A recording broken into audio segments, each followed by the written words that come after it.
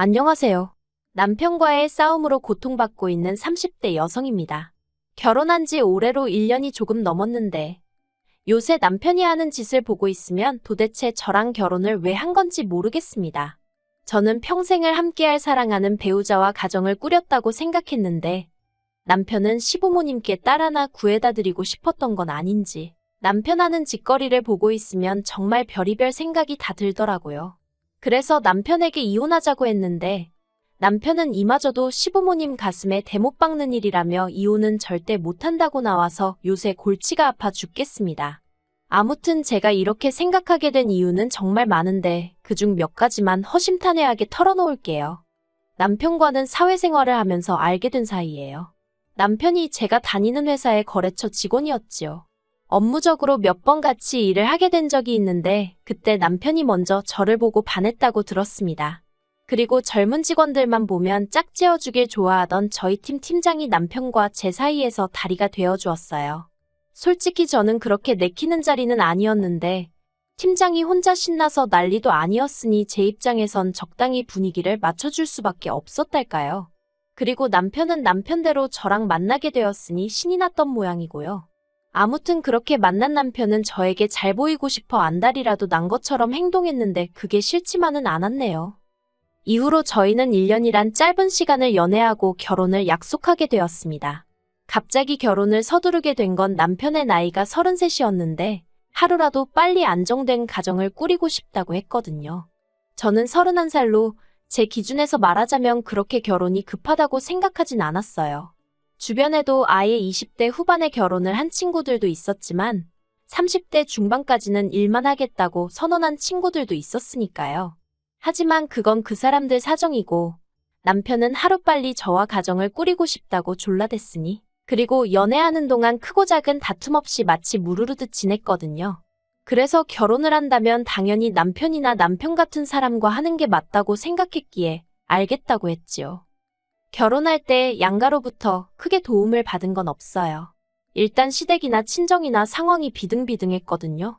시댁의 경우 아버님이 공무원이셨는데 지방의 한직이라고 표현해도 될지 요새는 공무원이 되려면 1년이고 2년이고 공부해서 시험 보고 되는 게 당연한 일이었지만 예전에는 지인 추천이라고 해야 할까요? 어머님 쪽 어른이 아버님을 소위 꽂아준 자리라 들었습니다. 그래서 일도 많지 않고 몸도 편하다고 들었어요.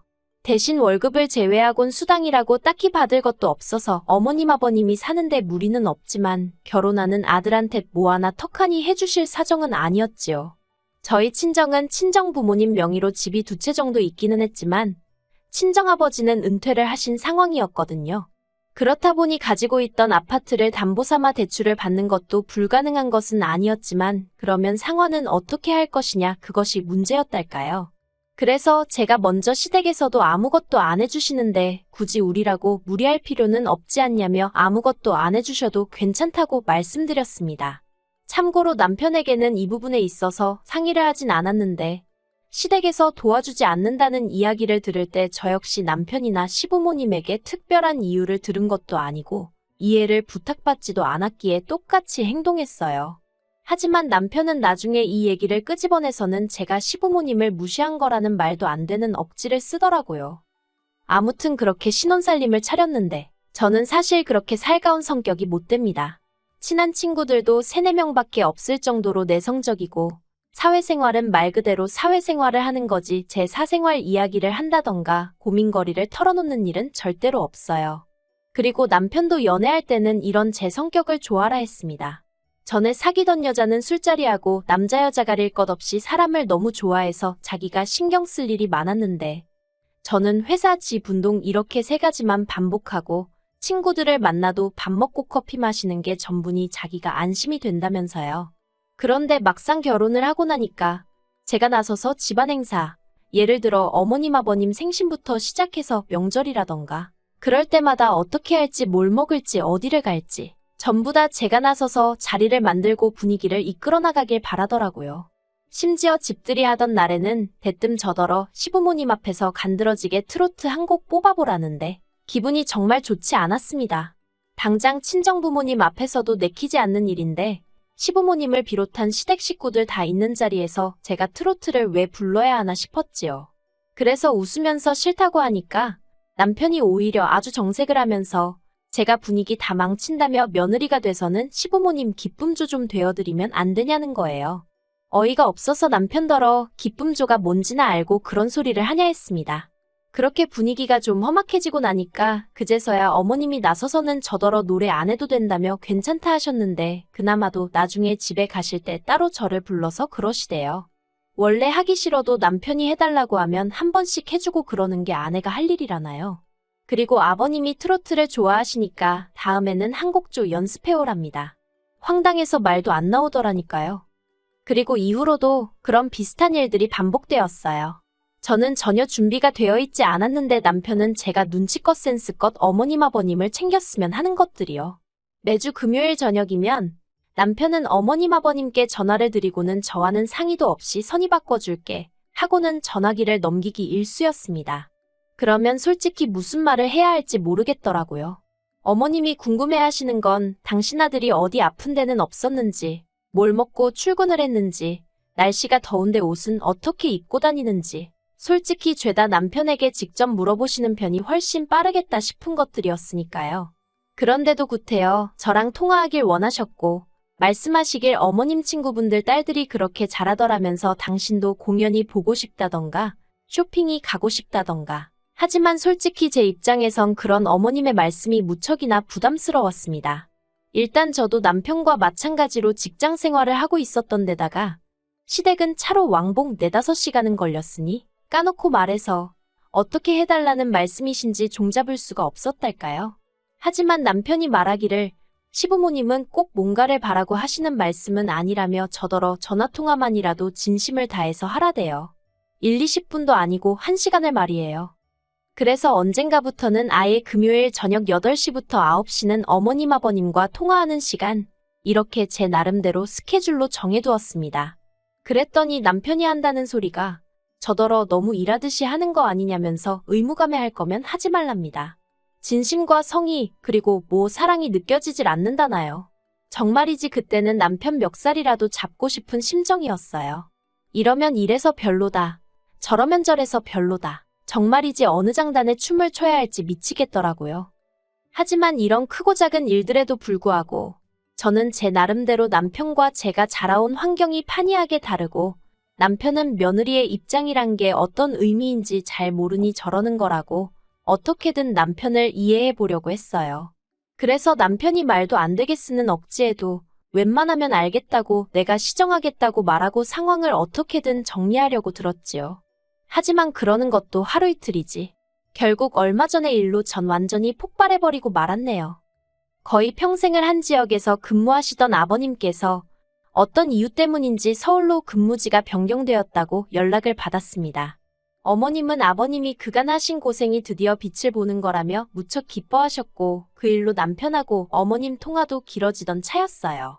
그리고 그런 와중에 저는 저대로 씻고 저녁 준비도 하고 할 일 좀 하려고 하는데 남편이 어딜 가냐며 어머님이랑 같이 통화하자고 스피커폰으로 돌려서 자리도 벗어나지 못하게 되었지요.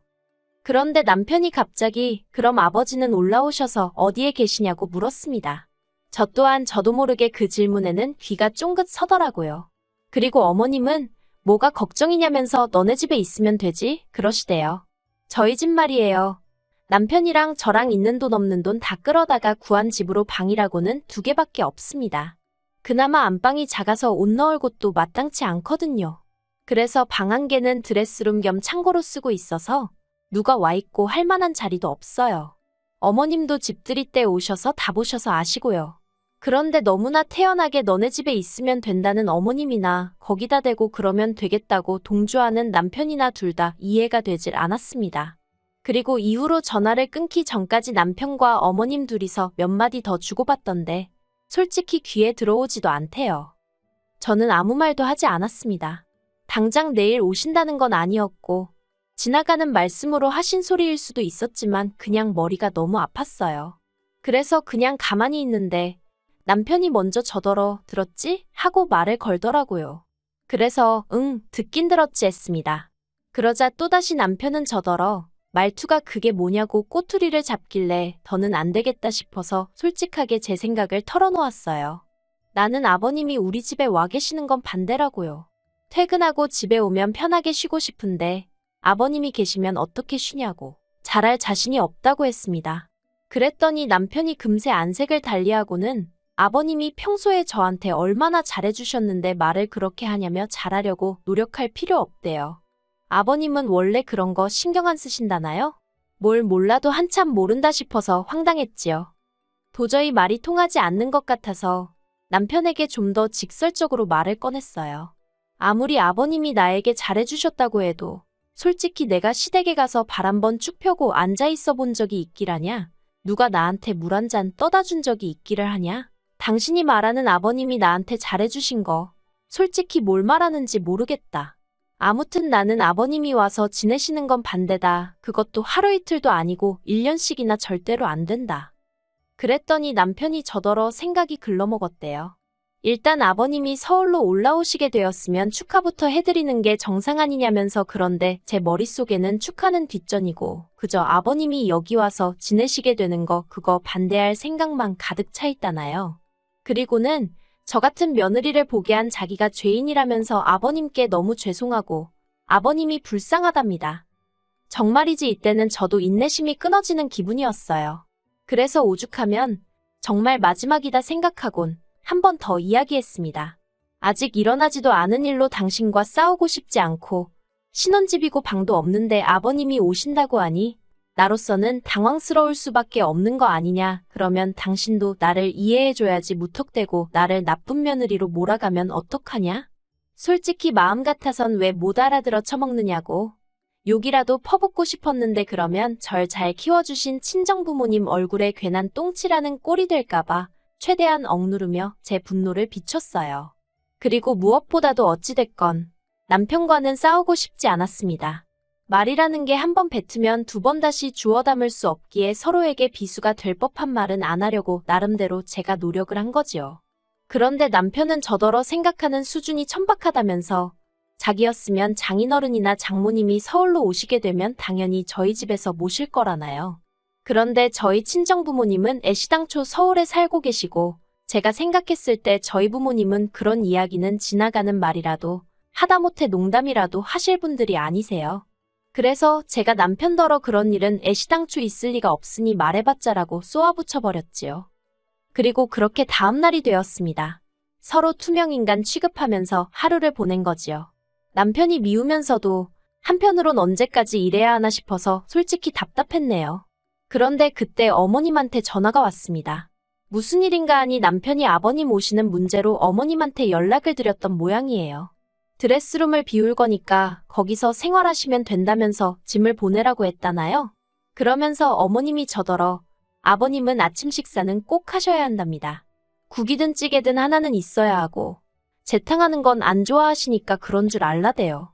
저도 모르게 순간 그 얘기하시려고 전화하신 거냐고 되물었습니다. 그리고 어머님은 당황하셨는지 그럼 뭐 그렇지 하시고는 얼렁뚱땅 전화를 끊으려고 하시는 거예요. 그래서 어머님께 짐 보내시면 안 된다. 드레스룸 못 비운다. 아버님 오시는 거 저는 반대라고 이미 남편하고 이야기했다. 조목조목 말씀드렸습니다. 그러자 어머님이 그러면 네 시아버지는 어디 가서 있으라는 거니? 하시길래 그건 어머님이랑 남편이랑 다 같이 상의해 보시라고 아무튼 이 집은 안 된다 했어요. 그리고 얼마 안가 남편이 집에 왔는데 아니나 다를까 씩씩대면서 현관문이 아주 부서져라 열고 들어오더라고요. 이미 그 성질머리를 어느 정도 예상은 했기에 놀라진 않았습니다. 제가 남편을 물끄러미 쳐다봤어요.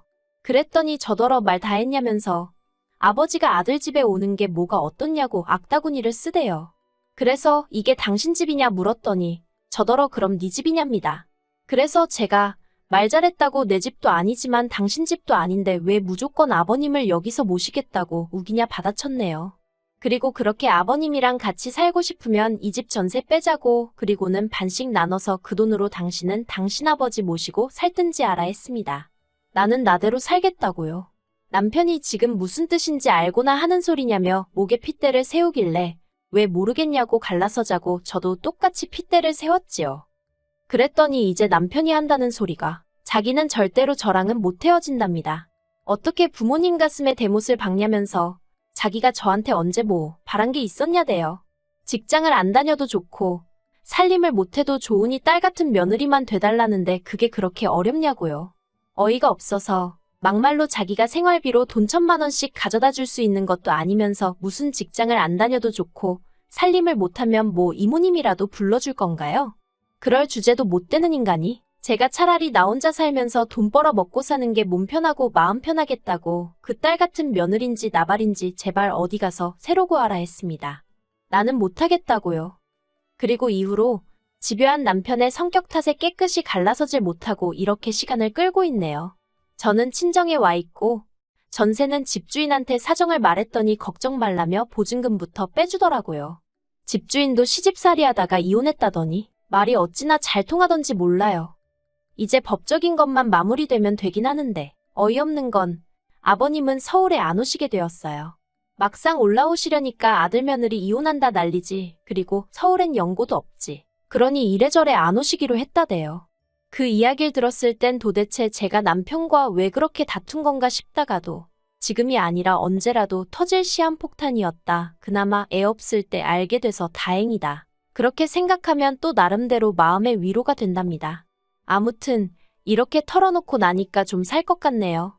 딸 같은 며느리라니. 친정부모님이 저를 키우시느라 얼마나 고생을 많이 하셨는데 막말로 저 크는 동안 돈 1,000원 보태준 적 없으신 분들한테 딸 노릇을 하라니 아무리 생각해도 남편이 제정신이 아니었던 것 같아요. 막말로 지는 아들같이 했나. 하긴 어차피 저희 부모님은 남편 같은 아들을 원하신 적도 없지만요. 그냥 이 지루한 시간 싸움이 어서 끝나서 홀가분하게 제 인생 살고 싶습니다.